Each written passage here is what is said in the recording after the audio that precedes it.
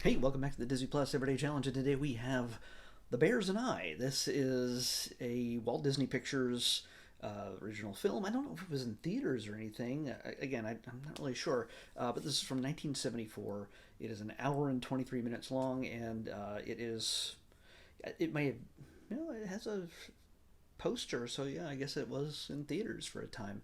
But yeah, it's 1974. It is basically about a man who's just gotten out of the Vietnam War. They just say the war, they don't say Vietnam at all because it was still a pretty touchy subject at the time. But he is extremely well adjusted for a guy who has just escaped hell and lost his best friend in the process. They make a reference to him because the reason why he is suddenly walking the mountains. I don't know exactly where they said it. It has to be the Rocky Mountains.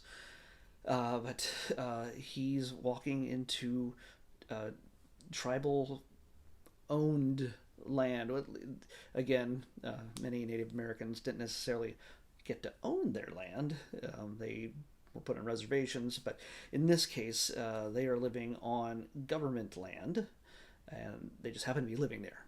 It wasn't necessarily the space wasn't given to them; they just never moved, and that becomes a plot point later on. But anyway, his name's Bob Leslie. He's played by Patrick Wayne, and he is like minus the beard. He is what you would picture a man to be on the roll of brawny paper towels. He's just a red plaid shirt wearing dude who shows up in the middle of the wilderness and comes to pay respects to his old buddy's father and to give him some of his belongings, just to say, he's sorry for the loss of his son.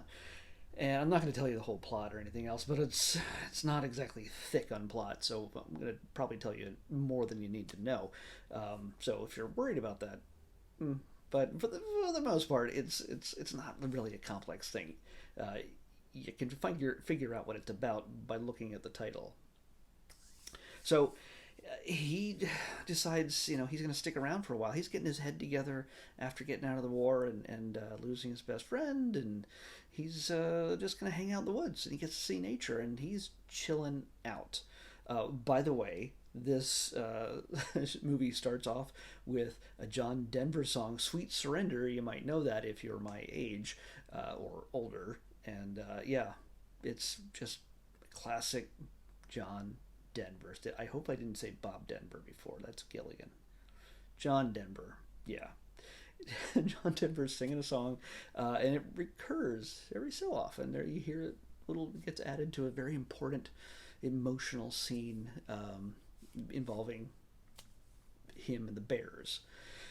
The bears and he and the bears. Anyway, grammar correctness.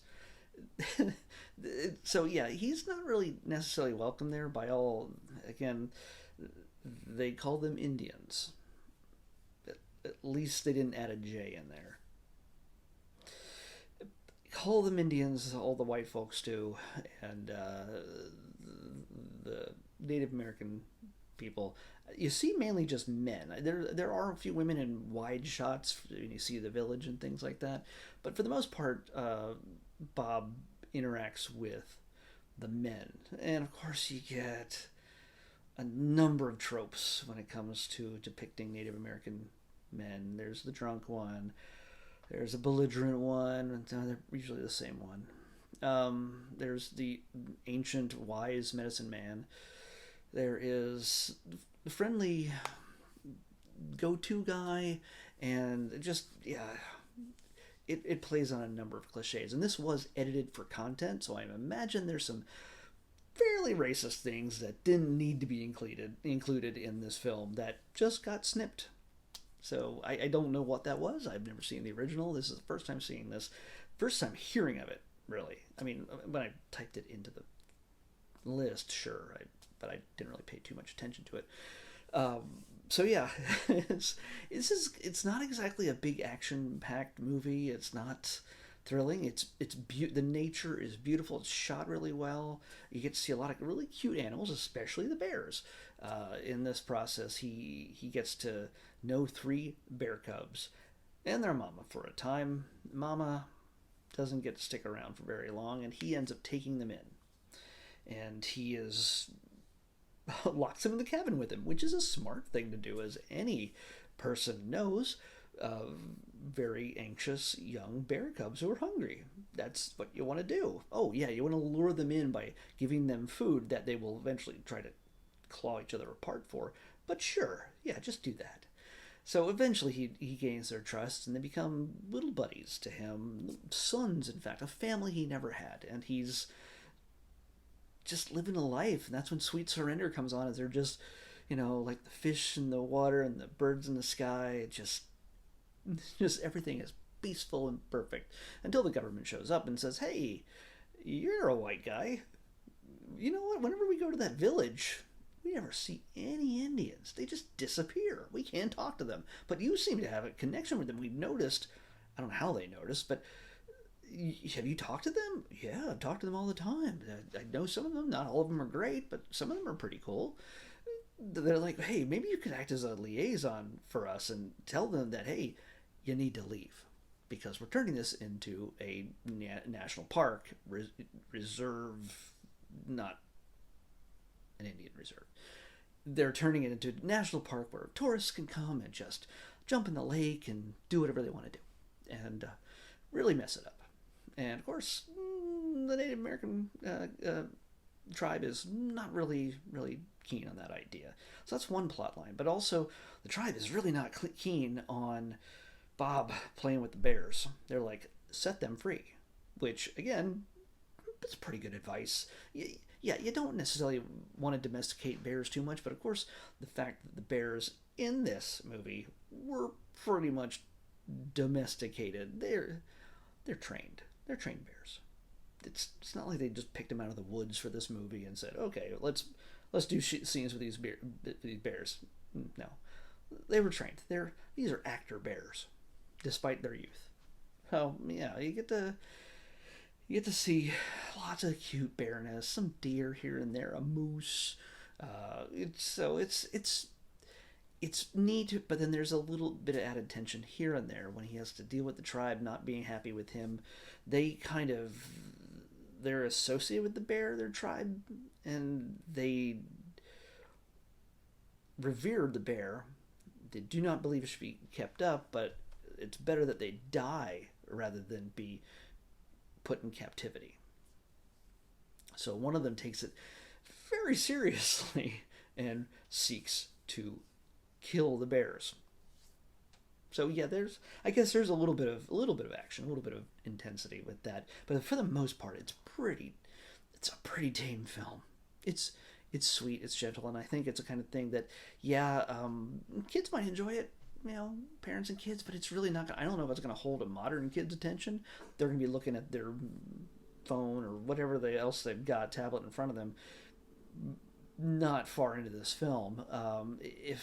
I kind of really doubt that a lot of the cliche Native American characters are going to hold their interest, even when they threaten to kill themselves if the land is taken from them, if they're kicked off their land, even if they're moved to a reservation in another very aptly named location that should sound very Indian to them. So, yeah, it's taken a few. It's pretty far removed from the way things are today, or is it? I think we still got some things to work out.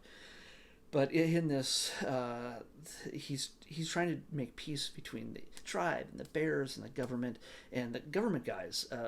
You'll recognize some of them. Robert Pine plays John McCartan. He's one of the government guys. If you don't recognize that name, don't worry, but you've seen the face. He's been in a billion things. And Andrew Duggan plays Commissioner, and again, he's one of these classic guys who was in every movie in the 60s and 70s. Yeah, or at least if you're my age, you probably remember him. Anybody much younger than me who's never seen a movie after 1985 probably won't recognize them. But yeah, it's like I said, it's worth. I don't know if it's worth checking out. it's you got to be really into this era of film, into this era of Disney. It's a cross between nature. I mean, Bob is also doing voiceover for the entire film whenever there's not a scene where he's talking to bears or people. He is sort of just walking, hand holding you through this whole film, just walking you through and telling you, this is what I think, this is how I feel. And there's really no depth. He seems like a fine actor, and he's a handsome man. Like I said, he's got this rugged cliche, not cliche, I don't want to say cliche, but he has this rugged 70s dude look. And yeah, you could see he was probably in the military. Yeah, but man, when he fights like Superman is like punching the lights out of Doomsday. It's he follows through. He's got a few of these right hooks or left hooks or whichever hook he uses, but they take some really high shots when he's fighting this other dude, and man, any of these things would have taken Mike Tyson's head off the way he wails on this guy. So yeah, there's a little bit of fisticuffs. It's a man's movie, and maybe you'd watch it while you're out camping with the boys. I have no idea if you're 50 or over. But yeah, this might bring back some memories of when you saw it when you were alive in 1974. Maybe. But I'm gonna guess that anybody who is millennial or later, even a Gen X or millennial or later, probably might not get anything out of this film unless it's to really see how far the depiction of Native Americans has come since 1974. It has improved. How much? Well, it depends on the film. Anyway, let's pick tomorrow's episode. 455. 455. I just need to hear you say it as well. I turned the volume on for a reason.